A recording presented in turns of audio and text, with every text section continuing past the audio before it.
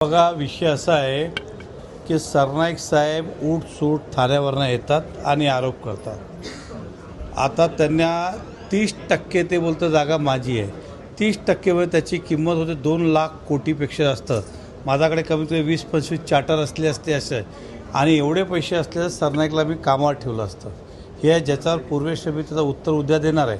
परंतु त्यांचा मुलांचं मी मनापासून धन्यवाद करतो. त्यांनी जे म्हटलं आहे चुकीचं काही म्हटलं नाही. पूर्वेशचं अभिनंदनच करतो.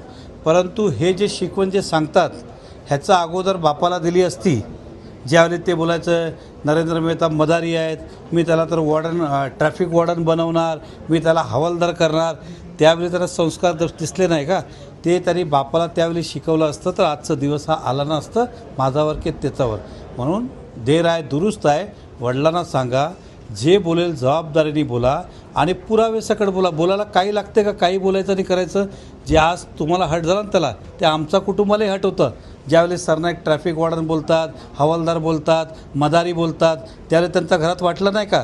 आणि राहिला प्रश्न तो इन्साईड स्टोरी बोलतो ना, तर ऑस्ट्रेलियाची त्याचं इन्साईड स्टोरी आमच्याकडेही आहे. आता संस्कार आम्हालाही तरी शिकू नका तरी, हेच मला आज त्यांना सांगायचं आहे. रिक्षावाल्यांच्या याच्यावरती मराठी सक्तीचा कायदा केलेला आहे आणि 1 तारखेपासून मोहीम सुद्धा राबवली जाणार आहे. या संदर्भात काय? बघा, मी सरनाईकचा भाष्यावर जास्त गांभीर्याने घेत नाही, कारण ते बोलतात तसं कधी होत नाही. तो निर्णय व्हायला पाहिजे, नाही व्हायला पाहिजे हा शेवटी माननीय मुख्यमंत्री घेतील. पण त्यांचं आम्ही गांभीर्याने घेत नाही, कारण तुम्हाला माहीत आहे त्याने इलेक्शन सांगितलं मी इकडे ST बसला तो मॉल बांधतो, अजून तिकडे पाणी हालत नाही. ते बोलून जातात पण प्रॅक्टिकल होत नाही. मग ज्याली होईल त्याली बघू.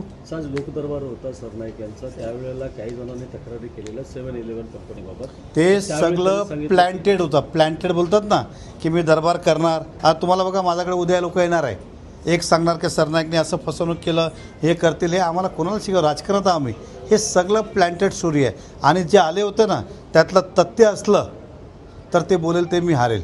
ते प्लॅन्टेड होता. आला कोण होता? एक व्यक्ती ज्यांनी बोगस कागदपत्र केले, तो 6 महिने जेलमध्ये होता. आता आला आणि बोलतो की मला फसवलं.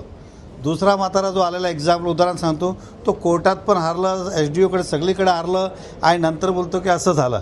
आणि त्याच्यावरही FIR आहे. म्हणजे जो आलेला त्याच जागेवर जो बोलतो की आमची जागा आहे, त्या जागेवर त्याच्यावर FIR आहे, आमच्यावर नाही आहे. तर थोडक्यात हे सगळं प्लॅन्टेड होता. सगळ्यांना शोधून आणलं होतं.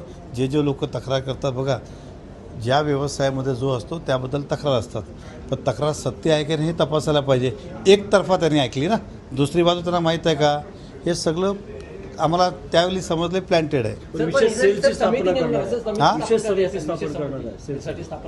त्यांनी करावं, कारण सरनाईक साहेबाचा स्वतःचा त्या इको सेन्सिटिव्हमध्ये इललिगल काम आहे. आम्ही सांगून थकलं. कमीत कमी ते अपॉइंट करतील ADTP. त्यांना समजेल की आपण जे करतोय ते चुकीचं काम करतोय, जंगलात करतोय, इको सेन्सिटिव्हमध्ये करतोय. अशा बऱ्याचशा गोष्टी आहे जे मला असं वाटते की खरं ते करतील तर त्यांना तरी ज्ञान होईल की अरे आपण किती चुकीचं केलं आहे.